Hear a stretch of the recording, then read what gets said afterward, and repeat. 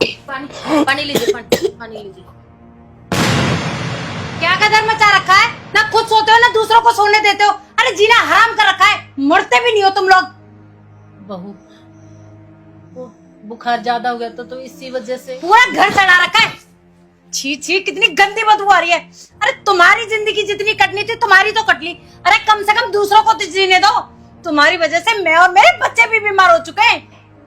बहू, डॉक्टर इलाज कर तो रहे हैं, लेकिन बीमारी ठीक होने में टाइम तो लगता है ना। अरे इनका तो ठीक होने का पता नहीं, मुझे लगता है जब तक हम ही बीमार हो जाएंगे। तुम्हारी ये बीमारी मेरे बर्दाश्त के बाहर हो चुकी है। अगर तुम्हारी वजह से मेरे बच्चों को कुछ हो गया ना, उनके जीवन में कोई संकट आया तो ध्यान रख लेना, मैं तुम्हारा क्या हाल करूंगी।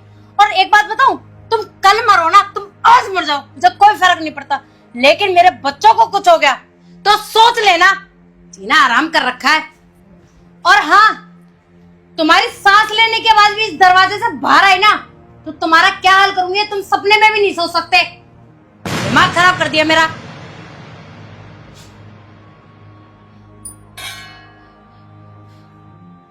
पुष्पा, रो मत।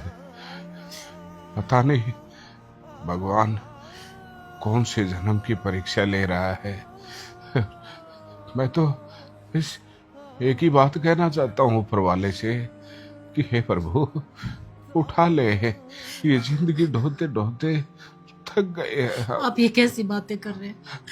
अगर आपको कुछ हो गया तो मैं कहाँ जाऊंगी?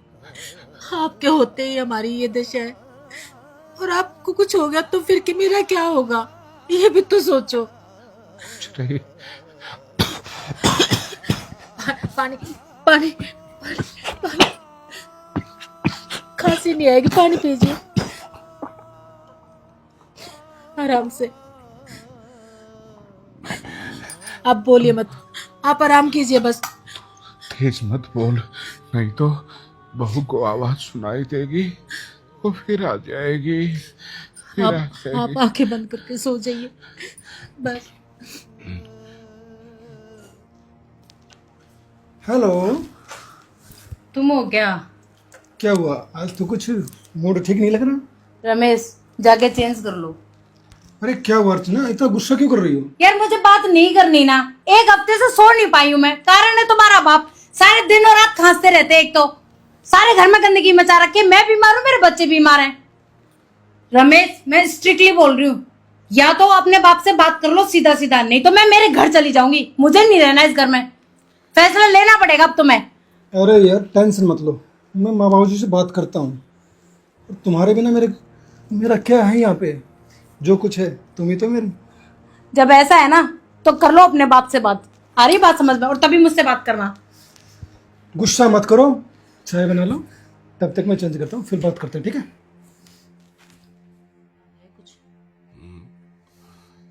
पता नहीं, ये बीमारी तो साथ ही जाएगी। बाबू जी ऐसे क्यों बोलते हो? आपके लिए दूध है। हाँ हाँ बेटा। और बेटा तू ठीक है? मैं ठीक हूँ बाबू जी, आपकी तबीयत ठीक है? बस पता नहीं बेटा क्या होगा क्या नहीं। बाबू जी मुझे आपसे कुछ बात करनी थी। हाँ बेटा, मुझे भी तुमसे कुछ बात करनी है। आपको बात करनी है? हाँ हाँ बोलिए ना बाबूजी, क्या बात है? नहीं रमेश, पहले तुम बताओ तुम्हें क्या बात करनी है। नहीं माँ, पहले बाबूजी से पूछते हैं ये क्या कह रहे हैं। हाँ बोलो बाबूजी। रमेश बेटा, पता नहीं जिंदगी का ये सफर कब खत्म होगा। थोड़ी बहुत जिंदगी बची है तो सोच रहा हूं अकेले में जिंदगी गुजार लो। बहू को काफी परेशानियां हो रही हैं हम दोनों से।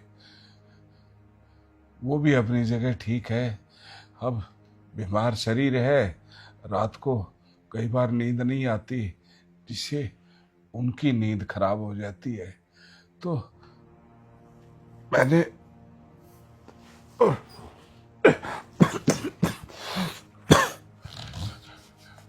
तुम्हारी माँ ने एक फैसला किया है बेटा कि जो बची हुई जिंदगी है उसको हम वृद्ध आश्रम में गुजारें। इससे क्या है कि हमारा भी वहाँ पर बुजुर्गों के साथ समय व्यतीत हो जाएगा और आप लोगों को भी कोई दिक्कत नहीं होगी। तो बस यही बात कह रहा था। तो तुम्हें कोई दिक्कत तो नहीं है बेटा?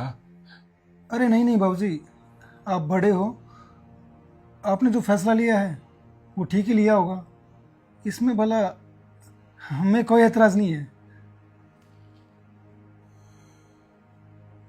कसूर तुम्हारा नहीं है बेटा। जो ये जिंदगी है ना, इसको आज तक कोई नहीं समझ पाया। पहले माँ बाप 5-5, 10-10 बच्चों को पालते थे, पढ़ाते थे, लिखाते थे, उनकी परवरिश करते थे। लेकिन आज 5 बच्चों से या 10 बच्चों से उनके माँ बाप नहीं पाले जाते। कम वक्त ईश्वर ने ये जो बुढ़ापा बनाया है ना, ये गलत बनाया है। या तो ईश्वर जवानी में ही इंसान को अपने पास बुला ले। अगर बुढ़ापा, मैं तो इससे सवाल भी करता हूं कि बुढ़ापा देता है तो कम से कम ऐसा तो दे कि जिससे बच्चों में और माँ बाप में कोई झगड़ा ना हो। हर दूसरे घर की कहानी है, अपने घर की कोई नई कहानी नहीं है। और तुम्हारी बातों से लग रहा था, तुम आते ही बोल रहे थे बाबूजी मुझे तुमसे बात करनी है, तो मेरे ख्याल से यही विषय होगा। तो बस यही सोच के कहा बेटा भी बहू भी खुश रहे और हम भी खुश रहे। जो ये मकान है ना बेटा, ये तुम्हारी माँ के नाम है। जब इसका जन्मदिन आया था तो मैंने इसको गिफ्ट किया था। तो इस मकान से तुम्हारी माँ तो नहीं जा पाएगी और तुम्हारी माँ के बगैर मैं नहीं रह सकता, क्योंकि एक यही तो है मेरा सहारा। बेटा बहू सबको देख चुका हूं मैं।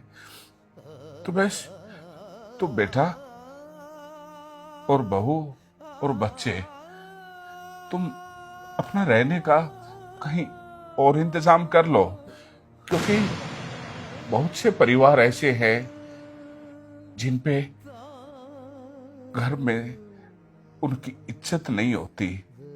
तो उन बुजुर्गों को, उन बहनों को, उन भाइयों को इसी घर में रखूंगा मैं, और इस घर को मैं एक वृद्धाश्रम का स्वरूप दूंगा। तो मैं ज्यादा ना तो लड़ने की अक्षमता रखता हूं और ना ही तुम लोगों को धमकाऊंगा इस विषय में, क्योंकि कसूर तुम्हारा नहीं है। बस ये सृष्टि का ही नियम चल रहा है। तो मेरी हाथ जोड़ के प्रार्थना है कि आप बच्चों के साथ ये घर छोड़ दीजिए, कहीं और रह लीजिए। बाबूजी ये क्या कह रहे हो आप? हाँ, हम कहाँ जाएंगे? और छोटे छोटे 2 बच्चे, उनको लेके कहाँ जाएंगे हम लोग?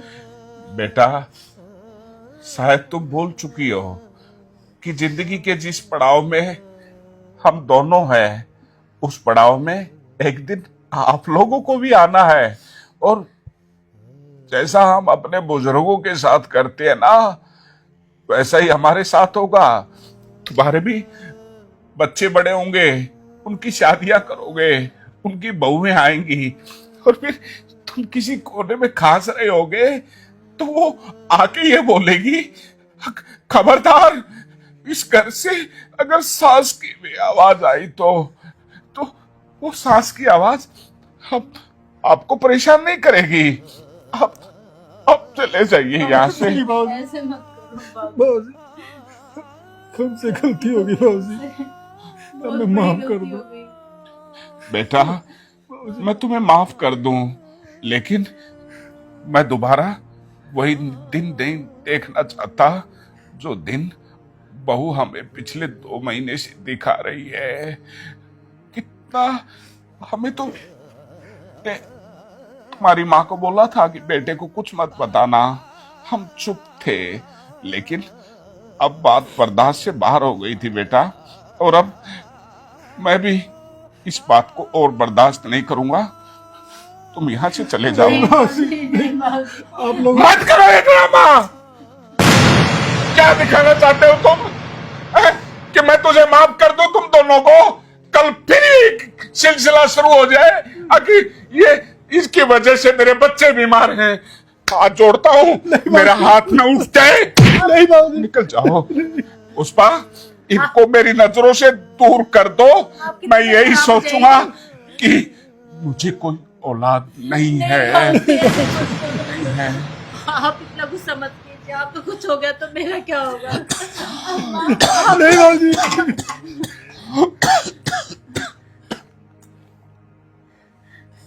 पापा, चले जाओ बेटा। पापा मुझसे गलती हो गई पापा। मैंने आपको हमेशा अपना ससुर समझा, पर मैं वादा करती हूँ आज के बाद मैं हमेशा आपको अपने पिता समान समझूंगी। पुष्पा, क्या इस बात की तू जिम्मेवारी ले रही है कि हमें ये ताने नहीं मिलेंगे? अगर बच्चे बोल रहे हैं हम माफ कर देते हैं उनको। बाबूजी, आइंदा कोई शिकायत नहीं आएगी बाबूजी। आखिरी गलती मैं लेता हूँ गारंटी बाबूजी। हमारे पोता पोती भी तो है, उनका क्या हुआ? कम से कम उनके लिए इनको माफ कर दो। पुष्पा, तुझे पता है मैंने आज तक जिंदगी में तेरी बात को कभी नकारा नहीं है। हाँ मुझे पता है। तू कह रही है तो मैं ये मोहलत दे सकता हूँ, लेकिन खबरदार, अगर दोबारा ऊंची आवाज में हमसे बात की